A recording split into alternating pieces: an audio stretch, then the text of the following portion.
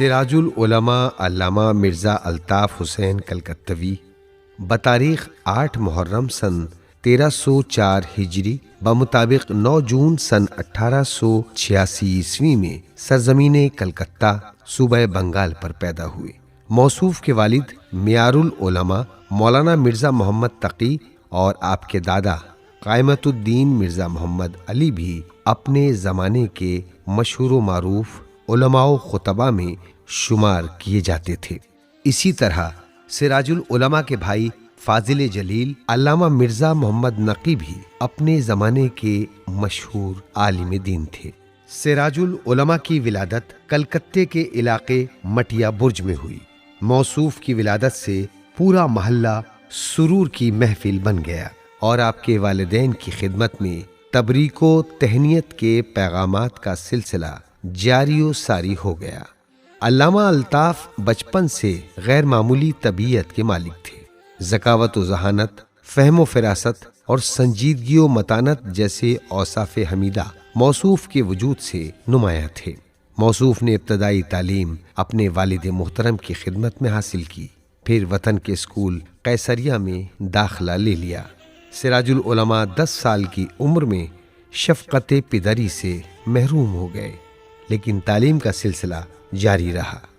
کلکتے کے جید اساتذہ سے کسب فیض کرنے کے بعد ذوق تعلیم کے تحت اپنی والدہ کے ہمراہ ہندوستان سے عراق کے لیے عازمی سفر ہوئے اور کربلائے معلیٰ پہنچ کر جوار حضرت عباس علمدار علیہ السلام میں وہاں کے مشہور و معروف علماء و افاضل کی خدمت میں زانوِ ادب طے کیے، جن میں سے آیت اللہ سید کاظم بہبہانی، مفتی اعظم مولانا احمد علی مجتہد اور آیت اللہ سید ابو القاسم موسوی خوئی وغیرہ کے اسماء گرامی قابل ذکر ہیں۔ علامہ الطاف ایک طولانی مدت تک سرزمین عراق کی علمی فضاؤں میں سانس لیتے رہے۔ جب آپ عراق سے ہندوستان کی جانب واپسی کا ارادہ کرنے لگے تو کربلا اور نجف کے مشہور مراجع کرام میں سے 11 مراجع نے اجازات سے نوازا، جن میں سے آیت اللہ محمد کاظم طباطبائی، آیت اللہ شیخ عبداللہ مازندرانی، شیخ الشریعہ آیت اللہ شیخ فتح اللہ اور آیت اللہ شیخ محمد حسین مازندرانی کے نام سر فہرست ہیں۔ نجف سے ہندوستان واپسی کے بعد سرزمین کلکتے پر مشغول تبلیغ ہوئے۔ واجد علی شاہ کے بڑے صاحبزادے پرنس مرزا قمر قدر بہادر نے سراج العلماء جیسے عظیم خطاب سے مزین کیا اور خلعت فاخرہ سے نوازا۔ علامہ الطاف مختلف سرکاری و غیر سرکاری مناصب پر فائز رہے۔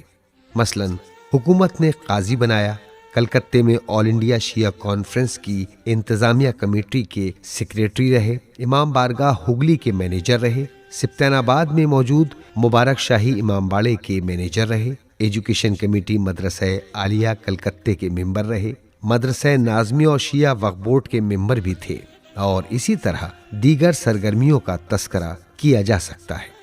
اودھ کے شاہی خاندان سے نہایت عمیق روابط تھے۔ موصوف کے دادا اور والد کے حاصل کردہ حکومتی خطاب قائمت الدین اور معیار العلماء گہرے تعلقات کا منہ بولتا شاہکار ہیں۔ موصوف اگرچہ بنگال میں پیدا ہوئے تھے، لیکن اردو زبان میں بہت فصیح طریقے سے گفتگو کرتے تھے۔ ممبر سے خطاب آپ کی فصاحت و بلاغت کا اعلان کرتا ہے۔ چونکہ ایک عرصہ دراز تک ملک عراق میں قیام پذیر رہے تھے، لہذا عربی زبان پر بھی مکمل تسلط حاصل کر لیا تھا۔ آپ کی گفتگو میں آیات و روایات کا استعمال، موصوف کی صلاحیت اور عربی زبان پر تسلط کا منہ بولتا شاہکار ہے۔ سراج العلماء واقعاً علماء معاصر کے چراغ ثابت ہوئے۔ میدان تبلیغ میں ابو ذر غفاری اور میثم تمار کی سیرت پر عمل پیرا رہے، یعنی ہمیشہ حق کا ساتھ دیا اور ممبر سے حق گوئی کو اپنا شعار بنایا۔ موصوف کی فکر یہ تھی کہ ہمیشہ تمام حالات میں حق بیانی سے کام لیا جائے۔ موصوف نہایت سادہ مزاج اور سادگی پسند انسان تھے۔ لباس کے اعتبار سے دیکھا جائے تو معمولی لباس، اور غذا کے حساب سے دیکھا جائے تو عرف عام میں معمول کے مطابق پسند فرماتے تھے۔ سراج العلماء شاعری پسند مزاج کے حامل تھے۔ یہی سبب ہے کہ موصوف کی زندگی میں شاعری کے ایک سے ایک نمونے دستیاب ہیں۔ انہوں نے صنف شاعری میں قصیدہ، منقبت، نوحہ، سوز، سلام اور نظم وغیرہ میں طبع آزمائی کی۔ نمونے کے طور پر علامہ کا ایک شعر کچھ اس انداز سے ہے: رکھے جو قدم دوش پیمبر پا علی نے، رکھے جو قدم دوش پیمبر پا علی نے، نقش کف پا تاج بنا عرش اولا کا، نقش کف پا تاج بنا عرش اولا کا۔ مولانا کی باتیں منطقی، فلسفی اور حکیمانہ ہوتی تھیں۔ آپ کی زبان سے کبھی کوئی ایسی بات سننے میں نہیں آئی جو بے معنی اور بیہودہ ہو۔ اکثر گفتگو منطقی ہوتی تھی جو ان کی صلاحیت کو آشکار کرتی تھی۔ نکاح خانی میں آپ کا خطبہ عقد زباں زد خاص و عام تھا۔ جب آپ خطبہ پڑھتے تو تمام حاضرین پر عجیب وجد طاری ہو جاتا تھا، جس کا اعتراف ناصر الملت علامہ ناصر حسین موسوی نے بھی کیا ہے۔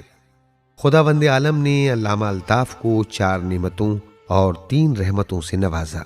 نعمتوں کے نام کچھ اس طرح ہیں: مرزا جواد حسین آخوند، مرزا مجتبیٰ حسین عالم، اور ان کے علاوہ 2 نعمتیں بچپن کے عالم میں ہی خدا کو پیاری ہو گئیں۔